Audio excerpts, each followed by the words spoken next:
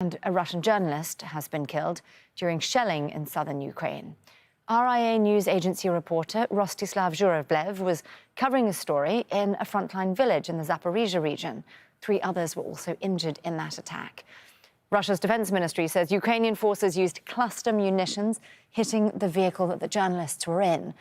Well, let's bring in Daniel Hawkins. He joins us from Moscow.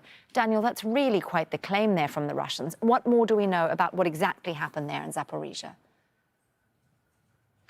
Well, the Russian Ministry of Defense says this incident took place around midday local time in the Zaporizhzhia region, where fighting has been particularly intense between Ukrainian and Russian forces, especially in the area around Pitikhatka, where this journalist was killed. We understand a group of Russian media consisting of around 9 reporters was working when they were struck, according to the Russian Defense Ministry, by cluster munitions. We understand 3 other journalists were injured, 1 from RIA Novosti and 2 from the Izvestia state news agency. They were in a stable condition.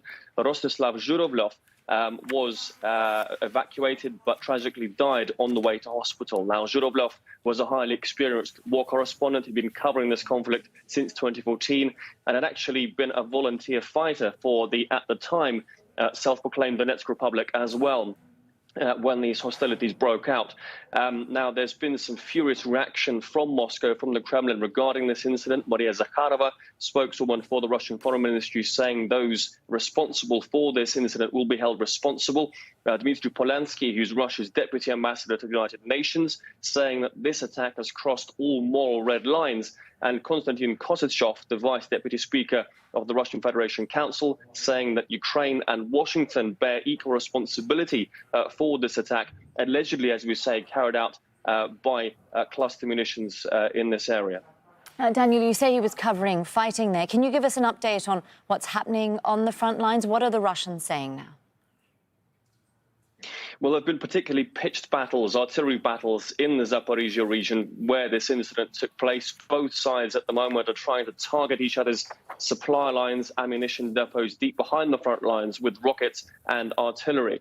The Russian defences, according to the Russian Ministry of Defense, have been particularly challenged by Ukrainian forces around the city of Bakhmut, around the areas of Klishchevka, where Ukrainian forces have been trying to encircle the Russian army in the city now over the last several days.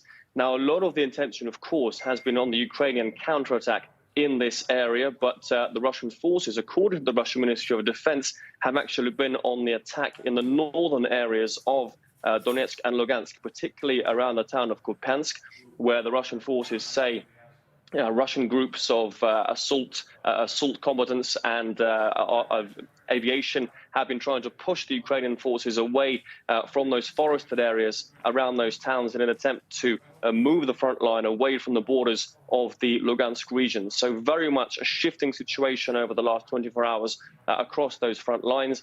The latest news also coming in that Ukrainian armed forces have launched another offensive using Western weaponry, Western tanks and armored vehicles around the town of Orekhov, also on the Zaporizhzhia front, with anticipation from the Russian Ministry of Defense that there will be a further intensification of fighting in that area in the hours and days to come. Daniel Hawkins there with the latest for us from the Russian capital. Thank you, Daniel.